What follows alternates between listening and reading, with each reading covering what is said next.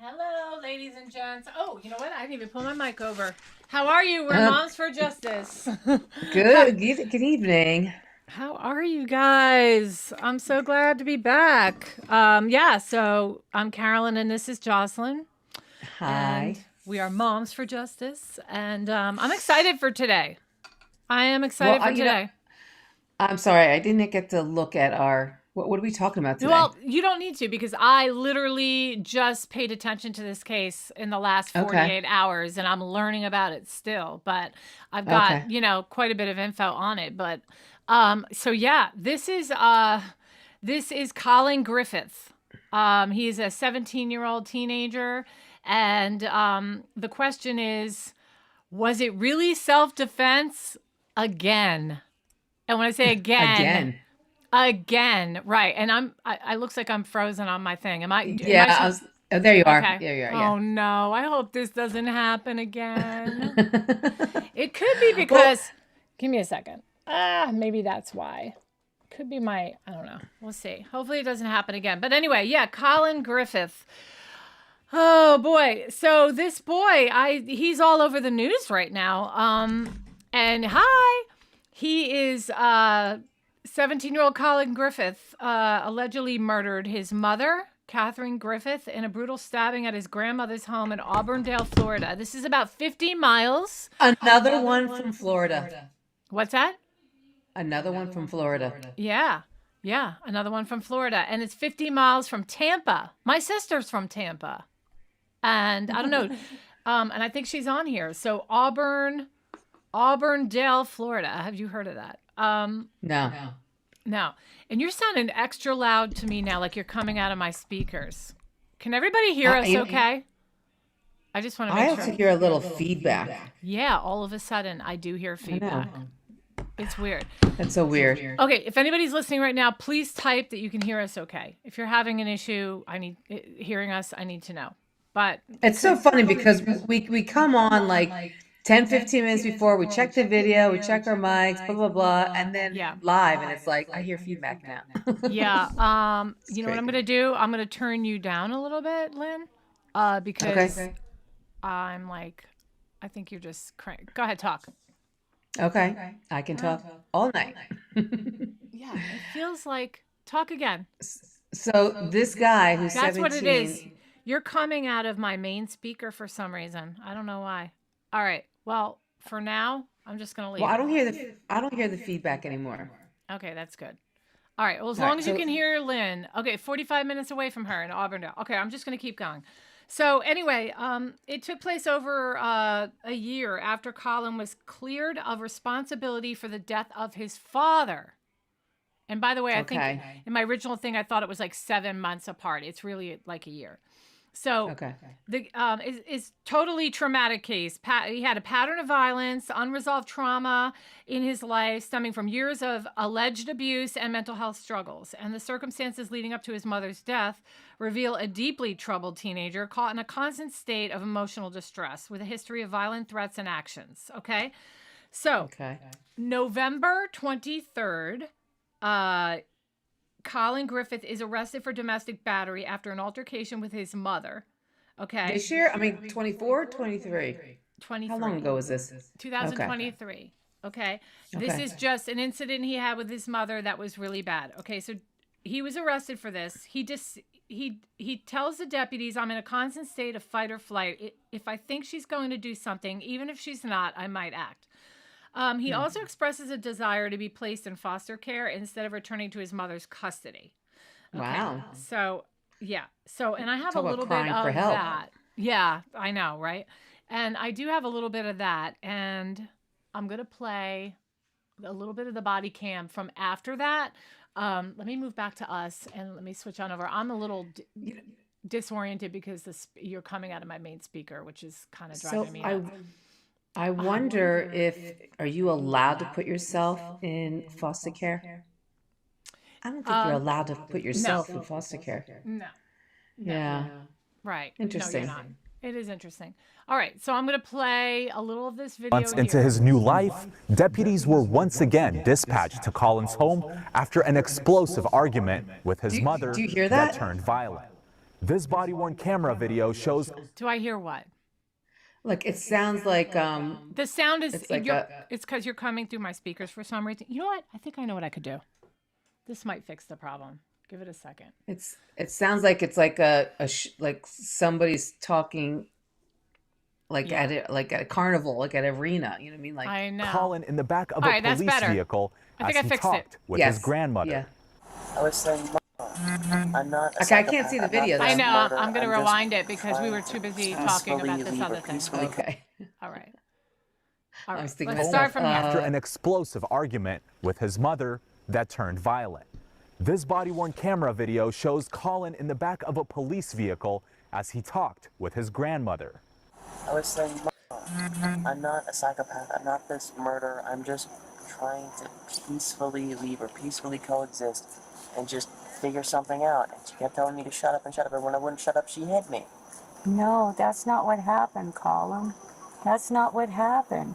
You never said you wanted to peacefully coexist. I've been saying that.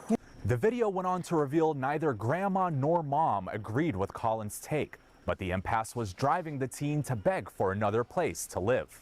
Collin did not want to come back home. Okay. And I said, you don't have a choice. You have to go back home.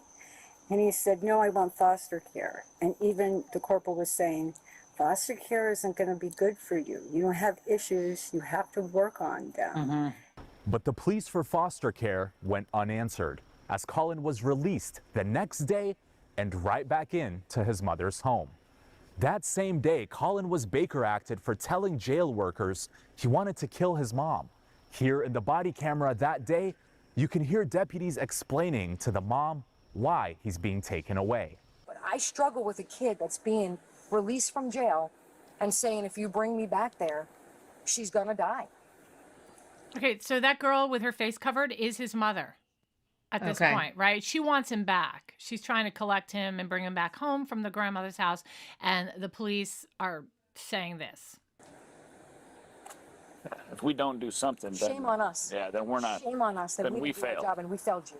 And I'm not failing you, nor am I going to fail your son. When deputies confronted Collin about those alleged threats to hurt his mother in this video from late 2023, Collin wasn't sure.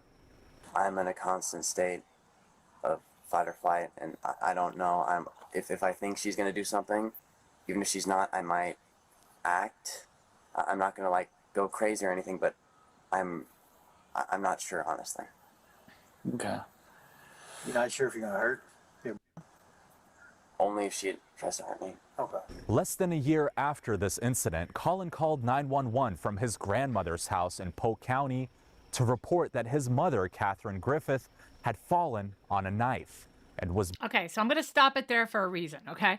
So we know that. So he has this altercation with his mother, you know, like there are kids out... What's so funny? Right. I'm just like... falls on a knife. I know. Yeah. I don't want to get completely into that yet. But yeah, so he has this altercation with his mother. He's living with his mother. Let me give you a little history. Let's go back, okay? Because in late 2003, Collin gets arrested for shooting his dad. Okay, according to Lincoln County District Attorney Adam Panter, the evidence reflected that the two get into an argument that becomes physical. Panter then said the investigation shows that Griffith's father, armed with a knife, chased his son into a bedroom, backing him into a corner where a loaded rifle was located. And then the court documents show that when his father lunged at him, Griffith shoots his father. Okay. And they could not rule out the self-defense. The boy was saying it was self-defense, that he felt his life was threatened, and he killed his dad, and they basically released him to his mother after that. Okay, so you've got altercations with the mother that happened, and you've got the death of his dad that happened back in 2003. Actually, it was February 14th that incident happened with his dad, Valentine's Day.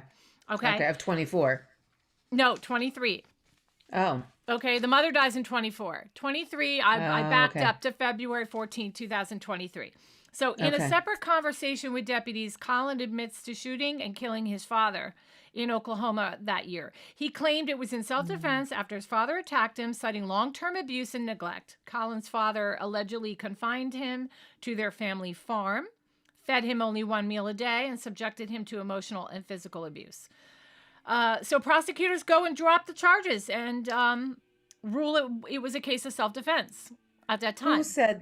Who said that he was put on this farm and fed one meal a day? Was that him? Collin. Yeah, that was his story. But Okay. it was one of those, my word against the dead guy's word, Yeah, right? And they couldn't because rule it out. even the grandmother is saying, no, honey, that's not what happened tonight. I know. So, I mean, it's funny, like this is where we need mental institutions, or Yeah. like why not put him in the hospital to be evaluated, Yeah. under the psych ward. So This that is must that. be his parents. These are his parents. Charles is on the left and Catherine's on the right. So Charles has now, died. He Deceased, right. right, based on a self-defense claim, and they had no proof to show otherwise. So they just let him go. Okay. So, all right. So now we're going to move to September 8th. Yes, September 8th, 2024. So, Okay. and I'm going to also at the after I explain what happened to her, I'm going to go back and give you some more context on other things Okay. I found out about the family, okay? So around 4 p.m., Collin's mother, Catherine, drives to her mother's home, so that's his grandmother, in Auburndale, Florida, to persuade Collin to return home because he decided to go stay with the grandmother for a while. Okay.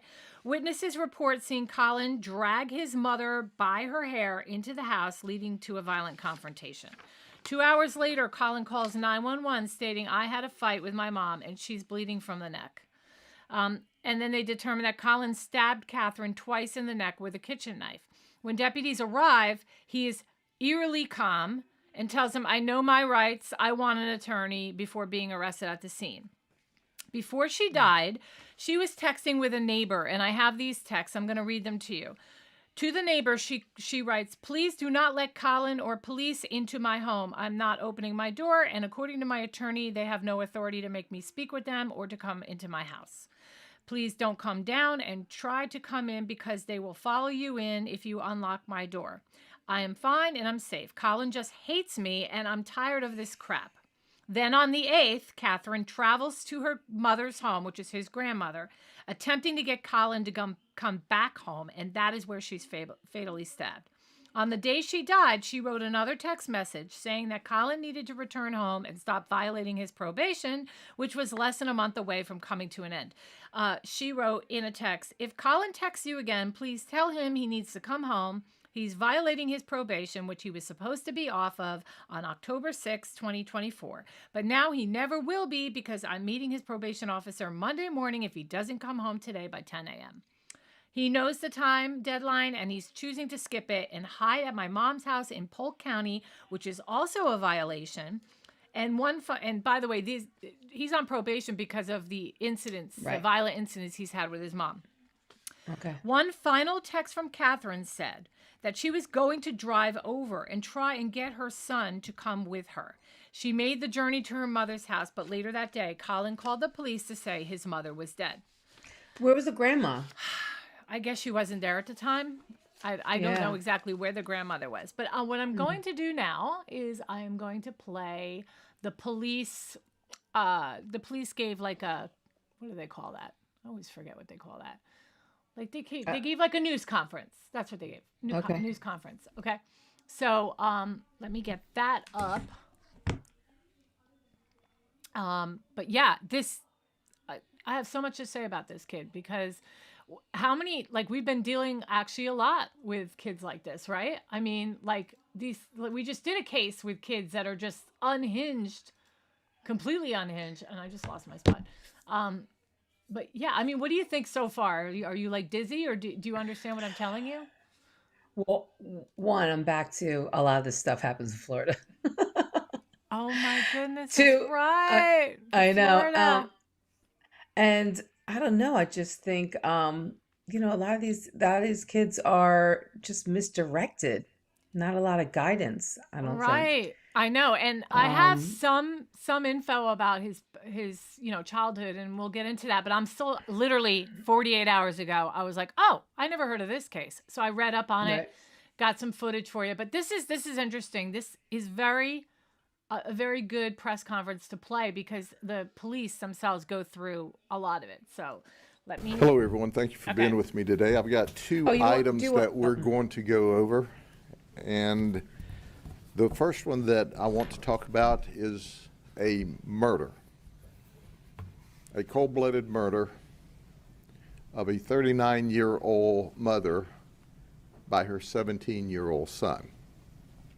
And it's not just a singular murder, but as we got into the investigation, we found that about a year and a half, maybe a year and 8 months, 9 months earlier, he murdered his father in Oklahoma. So let me tell you about this. It all started on September the 8th, which was this last Sunday, when we got a 911 call from Collin Griffith, who's 17 years of age. And here's what he said. He said he and his mother had a very long fight, and she fell on a knife and killed herself. And she's bleeding from the neck. He didn't say she killed herself, said he's bleeding from the neck. So our 911 operators appropriately were giving them instructions on how to do life-saving techniques. When the deputies arrived, he met the deputies outside, and he was calm, cool, collected, not upset, and he had blood on him. What we found inside was this knife. This knife is 12 inches long, and of the 12 inches, 8 inches of that is the blade. So he's saying that his mother fell on this knife. We started our investigation at that point. The next morning at the medical examiner's office and the autopsy, the medical examiner said it is not reasonable or plausible that she died the way that he said she did. All right, let me stop it right there. He's absolutely right, and anybody would know that. I mean, first of all, she's got 2 neck wounds, okay? And then you fall on top of a knife. What is the knife sticking up like? I mean, it's not like he was holding the knife. Did he ever say he was holding the knife and she fell onto him? Or if the knife is laying, let's just say it's laying on a kitchen floor or something, you fall onto a knife. A knife is going to naturally lay on its side. Right. It's not sticking out. Right. And honestly, knives aren't usually stored so above that it fell off the cabinet and it pierced her, so right. I'm surprised he came up with such a lame excuse, but it's lame. Here's the other thing, and people might think I'm stupid to say this, right? But okay, so it's not like it's in the stomach or in like a fatty part of your body, but we have a crook. We have a crook here in our neck. So if we fall, right, there's this space here. So how are you getting perfectly stabbed? Where were in the neck? wounds, by the way? In the neck. That's all I know. In the neck. Oh, okay. Yeah. So but even just that information alone, I don't think it's possible. And then to be stabbed twice. It just doesn't, fails the test. It doesn't make any sense. Yeah. It's a really bad lie.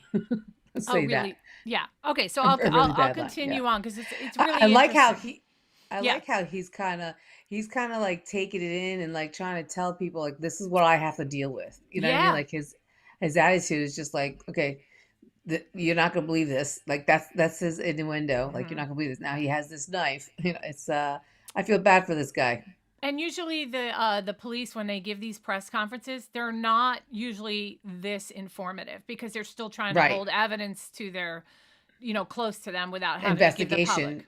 Yeah. Right, but there's no investigation at this point. Well, that's how pathetic I think this case is going to be. That they're like, well, I might as well just, you know what I mean? Yeah. Okay. This didn't happen. There were witnesses outside the mobile home that actually saw Collin drag his mother into the house by the hair on her head. Collin is about 6 foot and 160 pounds. So an investigation started. This residence was at 77 Hewlett Drive, which is Auburndale, and it's called the Hamptons. It's a 55 and over community. And where it occurred was at Collin's grandmother's house. Collin's grandmother at the time was not there. She has another home in the Keys, and that's where she was. There's your answer. But let me go through some details, because as we start to peel back the layer of this onion, we find out that this is not just a singular event with Collin stabbing his mother in the neck and ultimately killing her. Here's what we found, and follow me as I read a timeline to you. On February 14th, 2023, on Valentine's Day, in Lincoln County, Lincoln County, Oklahoma. There's a Lincoln County, Nebraska too. In Lincoln County, Oklahoma, Collin said that his dad pulled a knife on him. And he shot and killed his dad. That's right. His father was named Charles. He shot him once in the chest and once in the head, and he claimed self-defense. The Lincoln County Sheriff's Office and the Oklahoma State Bureau of Investigations charged Collin with murder in the first degree. They dropped the charges less than a month later. They said they could not disprove Collin's assertion of self-defense. So he was released. Well, when he was released, in March of 23, just barely a month after the original murder of his father, he came to Charlotte County, Florida, to live with his mother. And when he came to live with his mother, Carolyn Griffith, who was 39, you would think things would be better. He would be really, really lucky that, hey, this was a self-defense and I'm here with Mom. But 6 months later, guess what happened? He's Baker acted. So it's September, and as he's getting out of the original Baker Act. Do you guys all know what a Baker Act is? No, I was about to say, what's a Baker Act? I'm going to tell you exactly what it is. And the definition is, it's a Florida Mental Health Act of 1971. It is a law that allows certain professionals such as doctors, mental health practitioners, judges, and law enforcement officers to detain and involuntarily commit individuals to a mental health facility for up to 72 hours. So it's basically like a freebie if you've got a family member that's really acting crazy, or maybe they have Alzheimer's, or they're not making sense. This is exactly what I said. Like, why are they not putting him in a mental institution or like in the hospital to be, like evaluated? They could have done that. Well, they did it once already, but it's only for 72 hours. But he'll go into it about what happened afterwards. Okay. And court of public opinion. That should have answered your question about why he's home after the first killing, because they weren't able to prove that he didn't do anything other than self-defense for this dad.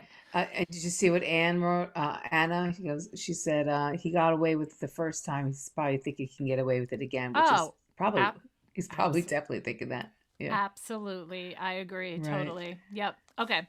All right. So we're gonna go back. He makes a statement that, well, I'll kill myself, or I'll kill my mother by shooting or stabbing her. Charlotte County re-Baker acts him the same exact day. They keep him 3 more days. Now we're 2 months later. This is November 2023. Collin then is arrested for domestic violence on his mother. And the reason he battered his mother is because she was disciplining him and took his video game privileges away. Ugh.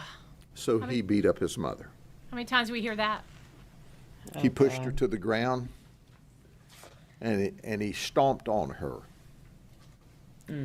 By the way, the shooting in Antioch, Nashville, you guys all heard about that, right? No. You didn't hear about the high school shooting right down the road from me? It was all over the When? news last week. Like- Last week. Oh, no, I Yeah. didn't know. Oh, okay. Anyway, it turns out, well, he's dead and he killed another girl. Her name was Jocelyn. He killed another. wow. He killed another girl.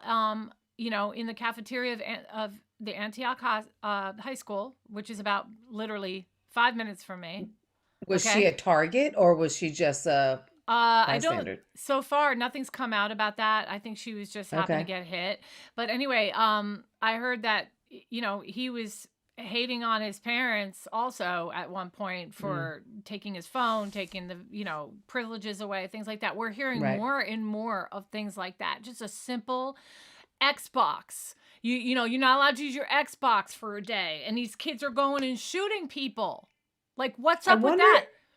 I wonder if these kids were ever punished like growing up.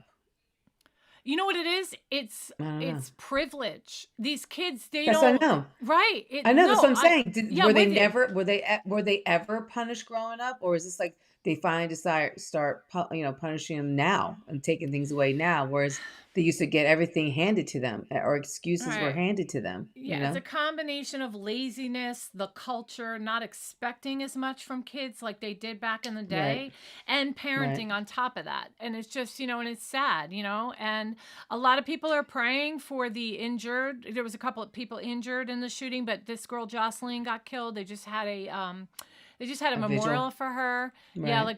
they actually had her funeral and everything. But I mean, I'm praying for the boys' parents. I mean, I've heard terrible things about the parents, but I don't know. I don't know what's true and Right. what's not yet. But it's still, they lost a son too. But Right. yeah, back to Collin Griffith. It doesn't surprise me because nowadays you're hearing, these horrible murders, and you find out it's because they took their phone away. Like, Well, really? yeah.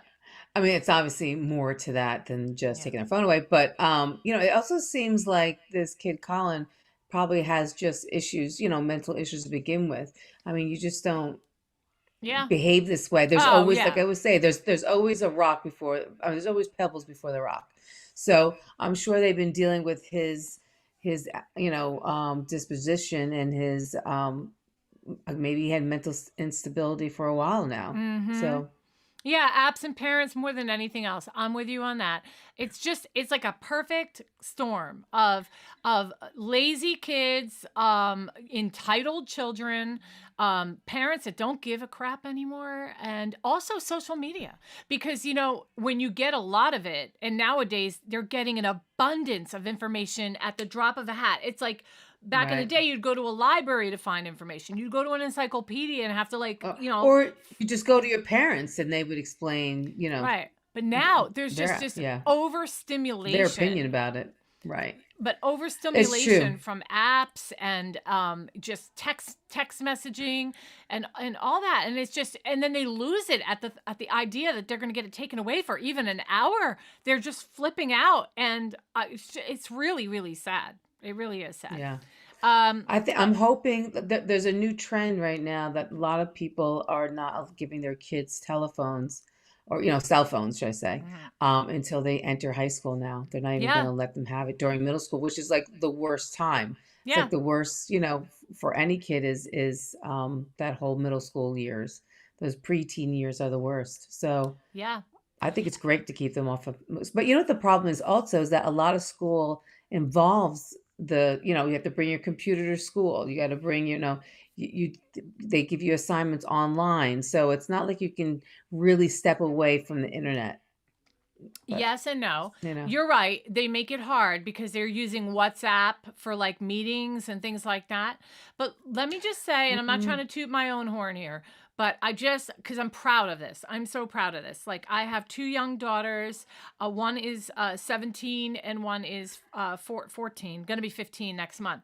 And they did not get phones until the latter part of middle school.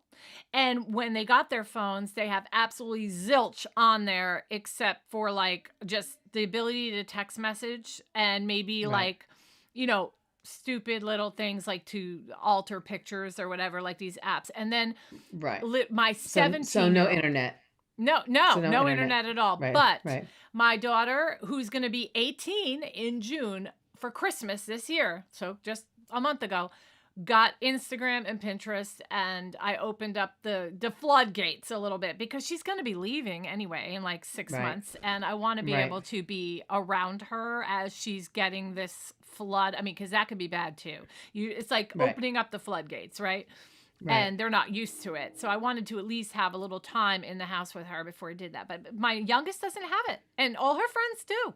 And Yeah. and I've had people criticize me for it and say, "Oh, you're too strict and they're going to rebel and all." Well, let me tell you something. I don't think so. I think my kids are on the right track, and I think I kind of made it over the hump of having any kind of knock on wood. kids. Yeah, knock on wood. I agree. Yeah. But I just wanted to say that. But did you want to say something else before I started it again? No, I think it's a good idea. I mean, Yeah.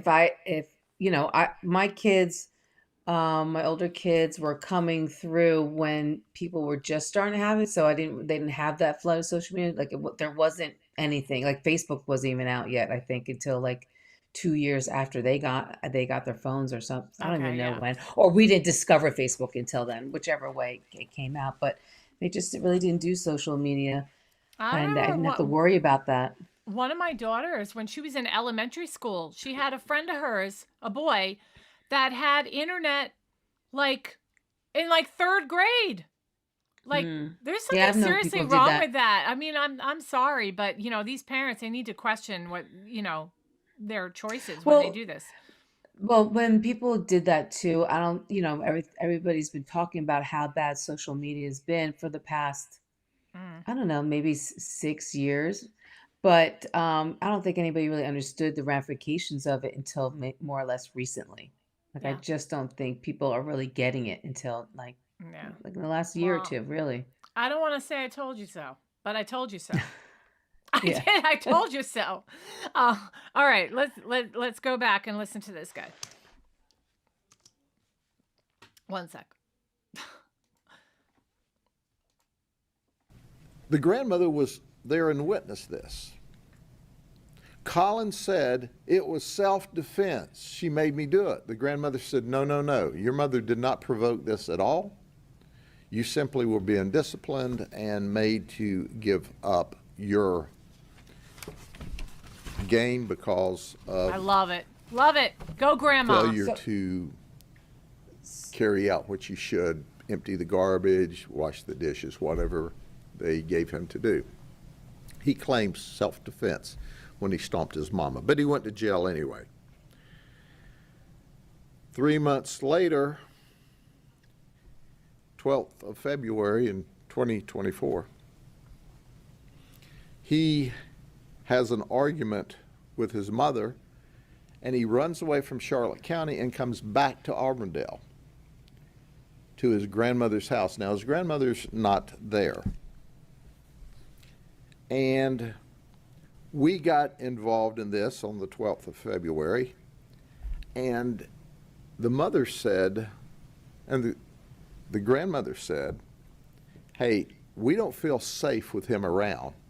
So our deputies who found him up here as a missing persons reported in Charlotte County turned him over to DCF. 2 days later, on the 14th of February, the anniversary of him killing his dad a year ago, he's reunited with his mother by DCF. Collin made the statement that I don't want to go home. I'll use any force necessary to avoid it, to include killing my mother. So that's the second time he threatened to kill his mother. 2 weeks later, so they didn't make him go home on the 14th, but about 2 weeks later, in March 2024, they reunite Collin with his mother again. Everybody's calmed down. Now, in May of 2024, Collin graduated from an alternative high school in Charlotte County and began attending community college. Now let's advance 4 months later to September the 6th. Collin has an argument about home chores, and he flees from his mother's house again and comes up to his grandmother's house. Grandmother's not there. She's in the Keys. So then Mom lets the event calm down, and she tells her son, hey, you need to come home. And she asks him to come home and face his responsibility. Collin says, I'm not coming back home. That was September the 7th. So now we're to the fateful day on September 8th. Mom drives up here to Auburndale from Charlotte County. She arrives at 4 o'clock. At about 4:30, witnesses and neighbors see Collin and Mom arguing outside, and Collin grabs his mother by the hair and drags her into the house. Just about 2 hours later, that's when we receive a 911 call where Collin We want to go knock on the door. What's that? No, I guess not. Like, nobody called for help. I mean, that's pretty disgusting. The neighbors see this happening, and how is it that 2 hours later he's the one calling and nobody did anything? Nobody called. I mean, I don't know how you are with your neighbors, but we're pretty close with our neighbors. Absolutely. If my husband pulled me by the hair, forget it. The whole darn town. All the girls would be like, "What are you doing to her?" Yeah. It'd be Yeah, all the girls. I don't know, but it was, you know what? It was, did you, and I'm not putting elderly people down, but you did catch, right, that he said that the grandmother lived in an 55 You're right. and over community. That's true. That's so they're right. probably like, oh, these kids, or whatever, and Yeah. don't want to get involved, who knows? I don't know. What are they going to do? They're probably fragile themselves. Yeah, no, I Right. forgot But about that. it only, it would have been nice, though, if just one picked up the phone and called 911. You know what I mean? You can do Right. it from your house. You don't have to go out of your house, but. Right. All right, let's keep going. Just to send a cop to very come long check up on fight them. with Mom. Yeah. And she fell on a knife and she's bleeding from the neck. Our investigation clearly and unequivocally shows that circumstance did not occur like that. In fact, he used similar language to when he made the 911 call, 18 or 20 months earlier, when he shot and killed his father. Yep, very similar. It's important to understand, when you look at this, you see a kid. When I look at him, I see a psychopath. I see totally erratic behavior, to the point that he's already, at 17 years of age, shot and killed his father and got away with it, and stabbed his mother in the neck so hard that the knife went all the way through and was to the back of her neck. Wow. And he did And she it died there. face forwarding her, not even behind He's her. been charged with first-degree murder, obviously, and we are asking the state attorney's office, it's their decision, but our state attorney's office is the greatest, to prosecute him as an adult. Nice. We've also wrapped Yes. Good. back around with the prosecutors, the DA's office, as they call them in Oklahoma, and they said if we develop information during this investigation that allows them, they will reopen the murder investigation in Oklahoma and potentially charge him out there. Good. But Okay. at this time, they did not have sufficient Evidence, right. information to charge him with murder.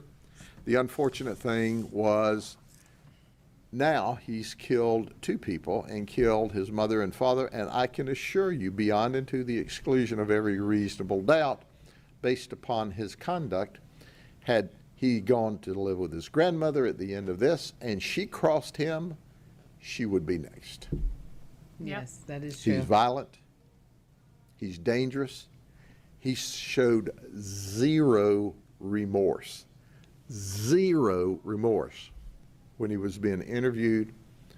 In fact, when we attempted the interview, he met the original deputy in the front yard. And he didn't say, Mom's in here, Mom's bleeding to death, Mom needs help. He looked the deputy in the eye and says, I know my rights, I want an attorney. Wow. Zero emotion about hurry up, help Mom, she's bleeding, she's got a problem. No. He is a dangerous human being.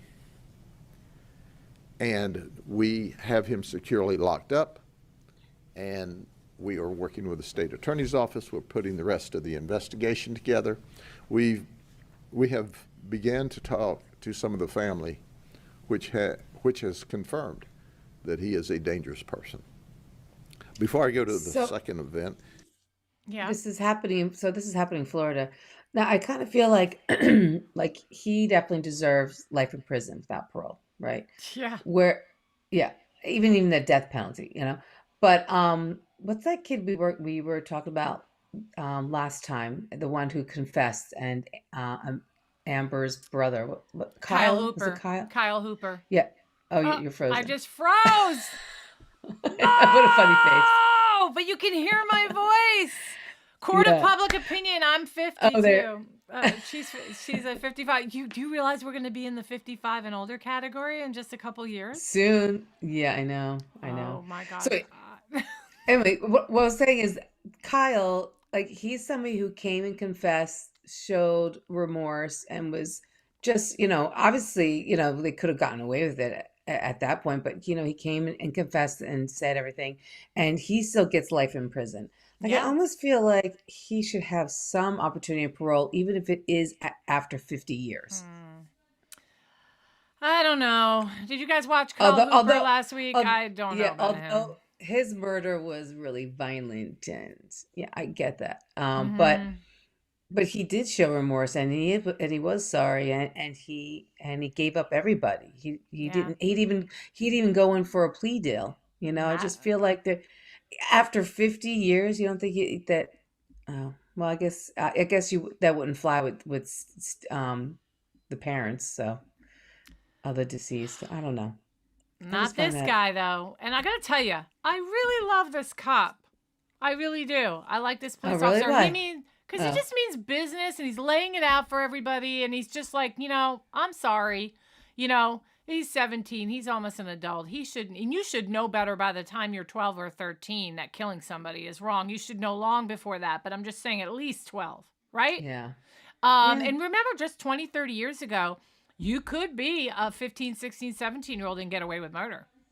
No, I think younger than 12, even like a kid would know you're not supposed to kill somebody. Yes, I just wanted to say at least 12, because some people would argue about an 8 or 9-year-old, but I mean, like, everybody used to say, oh, you're not going to get in trouble, you'll just go to juvie. Well, like, nowadays, that's not the case. You're going to go and you're going to be treated as an adult, and you're going away for life, or you're going to get the death penalty. I mean, this kid clearly sounds like that he had mental issues, and unfortunately, I don't know if the parents were able to, get him help. It doesn't sound like he was in any kind of, I don't know, in anything, I'm gonna definitely, I've got some info on that. Not a whole lot, but I do have some info on that when we're done. Yeah. Like, was he in therapy? You know what I mean? Like, did he go to therapy? Well, I'll go through that after we play this. And all right, here we go.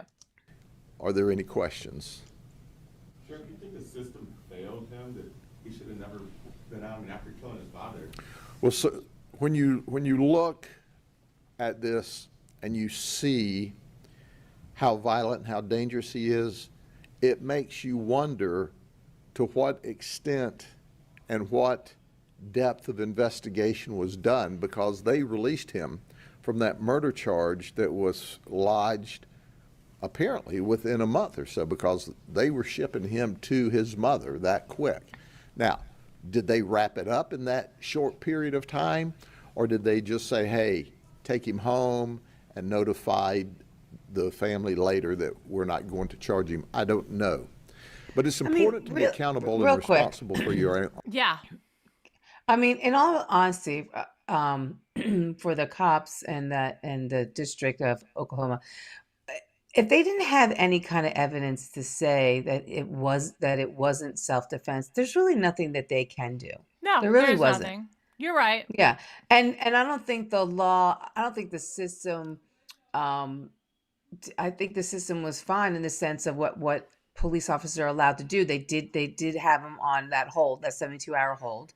But honestly, I think the health insurance, because I know, I'm sure the parents might have, I'm assuming the parents might have looked into getting him help, but maybe they didn't have enough coverage, or maybe the copay was too much, or if anything failed anyway, I think it's the health system, because I definitely think he needed therapy, and I doubt anybody would deny their kid therapy if it was covered or if it wasn't an issue. I just can't, there's telemed now, there's Zoom, if they were at work, Telehealth, yeah.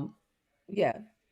Well, there's telehealth and there's like Zoom. You can do conference call or therapy through Zoom. Yep. So I can't see them saying, "Well, I'm at work, I can't get them there." There's Yeah. other ways of doing it. It could be money too, because sometimes even those copays, they add up, and if you're a family that just Well, can't that's what I'm afford them, saying. so That's what I'm saying. Like, maybe was the copay too much? Like, if anything failed them, I think it was it could also be the kid. I mean, the kid was obviously dominant over his mother and might say, "I'm not going to the therapy. I'm not going to do that Zoom session, whatever." He might have just said, "I'm not doing it, Mom," and that's it. And then what is she going to do? Pay copays and late fees for things he won't attend? You can't make right. But that's true. But what I'm saying is there had to be pebbles when he was 8, 9, 10, Yeah. the ages where you can force him to do it, Yeah. So, did they just allow him to walk all over them? But Yeah. it sounds like they were divorced. They- So, Okay, well, let's get through this, and then I'll be able to go through all Right. that, and then you'll know a Right. little bit more. And I think Right. he might even touch on it too. Okay. All right, here we go. Own actions. My question is, was there anything else that could have been done? Because had Oklahoma been able to act, Catherine would be alive and well today. But because she took him and tried to do like a mother should do and take care of him, she's now dead. Everybody that's special, should be special to him in his life, is dead when they crossed him. Is there any history of abuse? We're looking through that now to see what his family history there may be. Sheriff, I noticed he has a charge of violation of no contact order. Who found that? We're working through the back pages now. Obviously, he's been involved with DCF in Oklahoma, if for no other reason, from the murder. He was involved with DCF here. We've been putting together our criminal case here. We will go through the back pages of him and any other interactions he's had with the system to try to determine everything that we can. But what we know for sure is he's violent and he's dangerous and he'll kill you, because he's done that on 2 occasions. Yes, ma'am. Let me ask, I noticed that the witnesses say they saw him outside at 4:30 with the fight. The 911 call was at 6 p.m. Is there a suspicion he killed his mother much earlier and then that time? We are also investigating that. As you know, with these death investigations, the medical examiner cannot narrow down the frame to a 15-minute period. But certainly there are telltale signs that we are working through.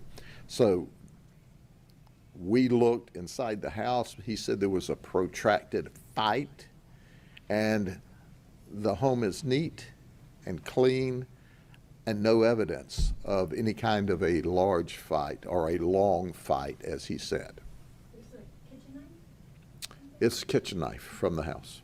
People might hear you say. I think he meant like a conversation, long fight, He was released. not physical. What do you say about the system in Florida, the DCF system? Do you know, DCF has an impossible job because all of society's wayward children and problem children and hot action events come to their lap.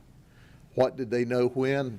I don't know. That's part of the background investigation. I'm certainly not in a position, nor do I have an inclination to blame DCF at this point in the investigation. He was being intensely watched by the Charlotte County Sheriff's Office as a part of one of their programs down there. they had often contact with him and did a remarkable job keeping up with him. But let me ask you a question. He was not under Carolyn. any criminal charge. Yeah. Let's say you were her. Would you go down and get him from your mother's house and try to bring him back up? Like, I'm thinking I probably wouldn't. I think he needs to learn his lesson. He only has 1 month left to go. I don't know. It's like, when do you let go? When do you let them grow up? I mean, obviously she was, I'm sure, texting and talking to him. He refused to come. And then she goes over there to go get him and he drags her in. Like, obviously she just wouldn't let it go. I don't think there's any wrong or right answer to that question, because I don't fault anybody who doesn't, because I get the whole tough love thing. But then I also understand mothers that are like, well, that's my kid. And, he had already made threats to kill her. And nothing would ever stop me from trying to help my kid. And would I try to go get him? I probably would. Is that helping your kid by, obviously, annoying he's taken as being annoyed, but constantly on him. You got to get home. How many times do you have to say you got to get home, or you need to get home by Monday morning? You're patrol. Like, when are you going to let him take responsibility of himself? Yeah. Yeah. No, I mean, like, how much? That. Yeah. No, I don't fault the mother that does, though. I don't fault the mother who does, because you do anything for your kids, and I just But you're right. It's not. There's, I don't know, there's a point. Like, maybe go down there to go get him, but stay in the car in a sense. All right, I'm here to pick you up. Get in the car. You have to make him make the decision to get in your car.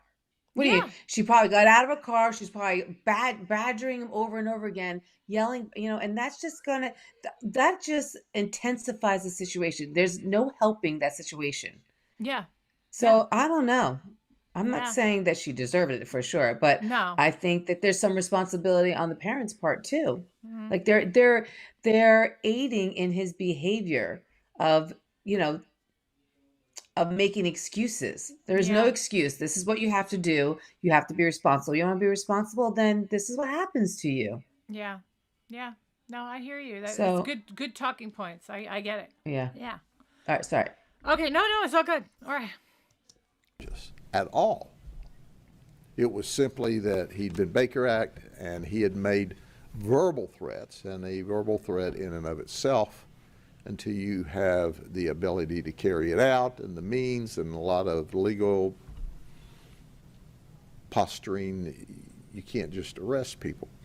And Mom came back up here to get him to, once again, she was angry. She needed a cooling off period for a time, and then she wanted him back down there so she could appropriately deal with him. So there's still a lot of background and a lot of DCF stuff between Oklahoma and Florida that we're looking through.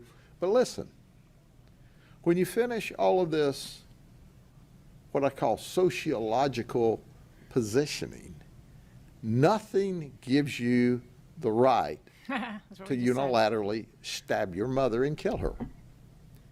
And I'm not convinced, based upon what I know now Oklahoma didn't know this then, there were no witnesses to him shooting his dad. I'm not sure now that he didn't set his dad up to murder him. We don't know that. It's under investigation, and certainly my prayer is if somebody knows something that can help prosecute him in Oklahoma that was missed for whatever reason, they come forward. Yeah, even like a past history. Yeah. Events. Okay. So, all right, let me turn that off. Hold on. All right, so that was interesting. So let me go into some stuff that I found about them. Okay, so the grandmother, Susan Deathman, told deputies that she believes that he had anger management issues and that he needed medication. She reflects that Collin had been subject to abuse from both parents. So the grandmother said there was some abuse from the parents, noting that his mother has ADHD and had been emotionally affected by Collin's father's treatment of her. So he wasn't very good to her either. So from their divorce back in 2020, it showed that they were disputing over custody. Catherine and Charles were disputing over custody. Charles had claimed in the court documents when he was fighting her that Collin told him that his mom was on drugs, and Catherine claims that to the court that, well, Charles was emotionally abusive to Collin. Now that could just be them trying to win in court, right? How many parents are like try to get something Brutal. on the it gets nasty. So in conversations with deputies, he explains his violent actions by blaming his parents, saying she has ADHD, she was abused by my dad, he says about his mother, suggesting that her mental state had contributed to the altercation that he's had with her. You know, not the death one, but the one where like the police were called. Okay, and then the other thing was, I found some interesting info over here. All right. So she had asked, it sounds like it wasn't a very smooth childhood for him. No. He's 17 and the parents we're in 2024. So in 24 years ago, he was 13. Oh, see, there you go. The preteen age, the most difficult time of your life. And, and I'm sure they were fighting before that. So that's what he saw, is them fighting, arguing. It's such a hard time for them growing up. Yeah. Now, there is an older brother, but there's not much known about him. His name is Christopher, and he was out of the house already. He was born in 2000. So he was an adult. So when his parents divorced. But in 2022, Catherine asked for sole custody of Collin, claiming Charles had not allowed any contact with the boy since December 31st, 2019, after a phone call where he begged his mother to come and get him. Catherine accused him of alienating Collin from her by telling him negative things and by monitoring and stalking her social media in an attempt to find anything to make her look bad. A school teacher claimed Charles had harassed, and an online school teacher claimed that Charles had harassed and stalked her, causing her to suffer from PTSD. So she asked for a no contact order. Okay. Wow. The mother later said from the dad? Yeah, about the dad. Yeah. Online school teacher. I guess.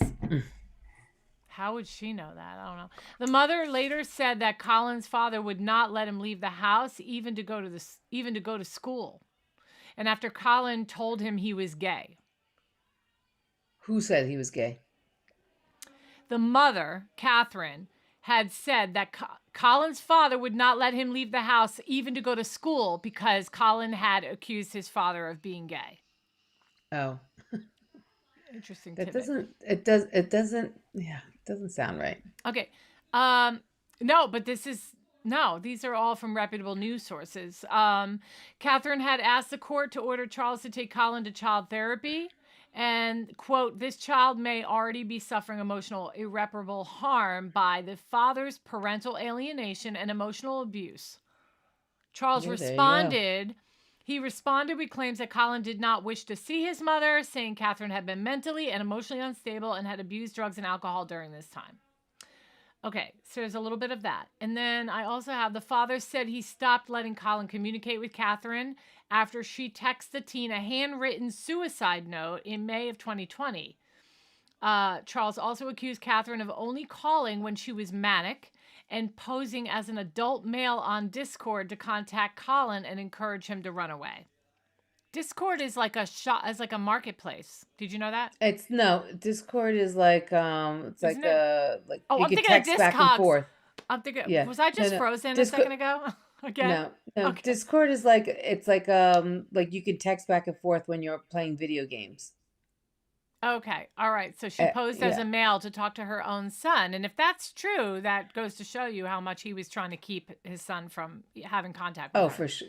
Yeah. The case was then resolved when Catherine was given sole custody of Collin in February 2023, days after the teen shot Charles dead. So only until he died, because they would, even if it's an abusive parent, they still would rather get a parent help and place a child in a parent's custody than to put somebody in foster care. That is their ultimate goal. Right. Okay. So, So that there right there is that so an outside person even said and recommended that he go through therapy and that there could be already damages. So that's what I mean. Like, it's Okay. unfortunate. These kids never come from a good home. These situations don't come from a good home. It's always from as in good mental stable home, not necessarily a rich home. I'm just saying a stability home. Months after his father's killing in September 2023, a school officer called police to do a mental check because Collin had said his mother pulled a gun on him during an argument. There's a lot of little tidbits there. Yeah. Collin claimed that Catherine said she would kill him and threatened to kill herself. She denied the claims to the sheriff, insisting Collin was upset because she took his phone and AirPods because he was failing class. There's that problem again. Catherine added that Collin had been diagnosed with a personality disorder and PTSD after he had been held captive by his father when his dad was alive for 1,041 days with no human contact. That's not possible. You have to go to school. Well, I guess maybe online classes. Yeah, but first of all, 1,000. Why'd you have to freeze in that spot? Oh, where's my tech guy? All right. Well, so listen, 1,000 days. There's only 365 days in the year. So he didn't see no one for how many years? We're the worst in math. But they're adding up years. 3, 6, 9. That would have to be close to 4 years that he didn't have any contact with anybody. That's what she's saying. That he was held captive in Oklahoma and he was taking online classes. For 4 years. Yes, for 4 years. That is what she's saying. That's what it was. That was what was presented to the courts. Collin was then put in protective custody for a mental health evaluation under the Baker Act, which we knew about that. Okay. He was kept in the facility after he threatened to kill his mother if he was returned to her custody. So he said, don't send me back. Okay. In the meantime, she buys him like a $28,000 car and takes him on all these lavish vacations. Okay. He reportedly told staff, I will kill myself or my mom, throw them out of the car, shoot or stab them. I've done it before to my dad. I know I can do it again. That's his quote. Catherine then placed the teen in a long-term facility near Jupiter, where he spent several months before returning to live with her. I'm just answering a lot of your questions from before when you were like, did he get help? And so I'm like filling in the blanks now. So now he's been in this institution in Jupiter. He was in there for several months. That's all I know. Yeah. So, okay. Quote, this is from the attorney, Catherine's attorney. He was very well-spoken and very smart, but you can pick up that he was kind of controlling and manipulative. You can't pick up that he's basically a murdering psychopath. So, okay. So, bringing you up to date, and what time? It's 8:30. I have a little bit of his pretrial hearing. I could play that if you wanted, or I could just wrap it up and tell you what the latest is, because we're pretty much almost there. All right. So he had a pretrial hearing. This was very recent. January. Okay.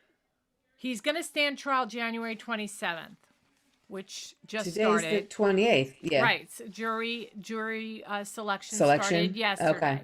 But the week or two before, he had a pretrial hearing, and this is a bombshell. So during the pretrial hearing, the DA's office or prosecution asked to allow text messages into his trial that were between him and his mother. And they're saying it ties to what the theory is of his motive. And the text messages basically say that the mother was texting him that I know it wasn't self-defense and you killed your dad and I'm going to go to the authorities. And they're saying that's why he came to the house to kill her that day. And the judge ruled. Well, he didn't go to the house. She went to the house. I'm sorry. She went to the house, but that is why he killed her, because he was aware that she was going to out him to the police that, I know that you didn't have a self-defense case, that you actually really killed your dad. So, the funny thing was, and I hope it doesn't freeze right there, right? That would be horrible. Well, it's not funny, but they allowed it. They allowed the text messages in, which is odd because those charges from that old case of his dad, they dropped the charges saying it was self-defense. And you're not supposed to, he had every right and a legal argument to say, well, you can't allow any information about that case into my trial because they dropped the charges on me and that would obviously prejudice the jury, right? However, the judge said, but it ties to the DA's motive. So because it ties to the motive and their case, I'm allowing the text messages in. So that's legit. They can do that, I guess? Yes. Okay. Yep. So Monday was the jury selection. I mean, let me say this. Statistically, to claim self-defense, well, he's not really claiming self-defense on his mother, but statistically, to be responsible. He's claiming that his mom fell on into the a knife. Right. Yeah, okay. No, I know that. But Right. what I'm trying to say to you, the point I'm trying to get across is that statistically, for you to have both your mother and father killed and you're tied to it is almost statistically impossible for it not to be true that you killed at least one of them. Okay? Right. I mean, he's a great danger to society. Totally needs help. And they are going to try him as an adult. But they're not going for the death penalty. I guess not. Oh, wait. I don't know about that. I don't know about that. That I don't know. You don't present that now? I thought they would present that now. No, yeah, they would. But I mean, I didn't look that up. But I mean, I'm wondering if they didn't because he is underage. And even though maybe they can only just try him as an adult, but not like full as an adult, like with the death penalty. I don't know how it is in Florida. I don't know. I'm not sure. Yeah. But yeah, so that is the case. And I have a feeling we'll probably be on next week about him on one of our days because now the trial's starting this week after jury selection. And I think it's an interesting case to follow. Yes. Don't you think? Yeah, it is. Yeah. Although it's not, it's not one of those like which way it's going to go. But I am curious to see what the defense has to say. Other than mental instability, I would understand that if he was put in a mental institution. Well, I'll tell you one thing. If he testifies, I'm definitely airing that because I want to totally listen to what he has to say. I mean, I find it fascinating to listen to these people that are being accused and they actually choose to get up and testify in their own defense. I think it's really a risky move. Usually you shouldn't. It is. And the ones that do are usually very narcissistic, just like Michael Bargo. And I'd be interested to hear what he has to say, and I find it entertaining too at the same time. So, yes. Same thing with Charlie Adelson. I am. Yeah, I know. That's why I was laughing. There you go. Yeah, I'm done. Same thing with Charlie. Same thing with Charlie Adelson. Like him. Oh yeah, yeah. But even Charlie Adelson, like I could see why he thought maybe he'd have a shot. I mean, he's no dummy, right? I mean, he said some stupid things, but yeah, okay. So anyway, that is our show for tonight, and we will be back on Friday, right?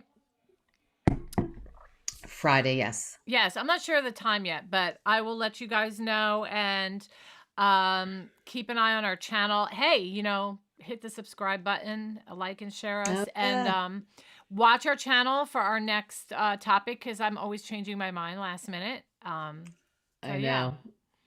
Which is a good thing. Chandler Halderson. Yes. Actually, I can do Chandler Halderson on Friday. I will. I have him planned. Why? Who is he? I'll tell you on Friday. Okay. Yes, I'll tell you on Friday. And you know what else case I really want to do? Because and I hate saying it's my favorite case because it's a gruesome case. But if I had a crime that is like the OG true crime that I have like just been into for years. Is this an old crime? It's an old crime, but it never gets old for me. It's the West Memphis 3. I strongly urge people to go and watch the documentary Paradise Lost 1, 2, and 3 on HBO. It is so worth it. and you will be hooked. And there is so much of a deep dive we can do into that case. It's going to be definitely like 4 or 5 episodes easily. So but it's based on that story? It's the West Memphis crime? 3. Yep, the West Memphis 3. Yeah, and there's just so many twists and turns in it. And even going back and knowing, and it's still unsolved technically, even though 3 people were put in jail for it, but then they were let out. And now there's still somebody that they have never found responsible. And there's a lot of people out there that still think those 3 people did it. But there's a lot of people that say they don't. So how were they let out? That'd be pretty good reason why they were let out then. Oh, lots of good reasons, but it's too long to explain. That's too. I'd rather do a deep dive. Definitely. I just can tell you that they took an Alford plea but they were very, very hesitant to take that Alford plea. But I will go through it step by step with you all. That creepy the creepy stepdad. Court of public opinion knows her cases. Definitely. I could tell. Because not a lot of people know, you have to really be a true crime buff to know West Memphis 3. Okay. Yeah. Why is it like that vintage? Is it that old? How old It's is it? pretty vintage. It's from the early 90s, I think it is. Or late 80s, early 90s. It took place in Arkansas, and it is such an amazing, juicy deep dive. You're going to love it. I hate the crime, though, because it involves 3 little boys. Oh. But once you get past that, the investigative part of it is just so incredible. You know what I mean? And there's so many things to look at, and you're just going to really enjoy it. And I'm probably going to have you watch Paradise Lost before we talk about it. All right. Thinking we should. Just tell me when, though. Give me some extra time. I will. No. I'm going to really prep for the case. And I still want to think if I want you to watch it, but I think I do. I'll think about it. Okay. So, yes. So, thank you for joining us tonight, and we will see you on Friday with Chandler Halderson. Yeah. Wait, real quick. I just want to give an update that I did get into my chem class. Yay! So I'm officially registered for at least one. Now I need 2 people to drop out of anatomy so I can get in. Yay! And but at least I have chem. And that's why we moved to Tuesdays and Friday nights so that Jocelyn can go back to school. So, so hit the subscribe button, y'all. We'll see you on Friday. Right? You want to do your little heart, Joss? It wasn't working last time. It wasn't working last time. I know. The last 2 times. Wait a minute. Where's my mouse? Oh, there we go. Okay. All right. Anyway. Yeah. We love you guys. Join Mom for Justice on Friday. We'll see you then. Bye. Bye. The views and opinions expressed in this podcast are solely those of the hosts and guests. All individuals mentioned are presumed innocent until proven guilty in a court of law.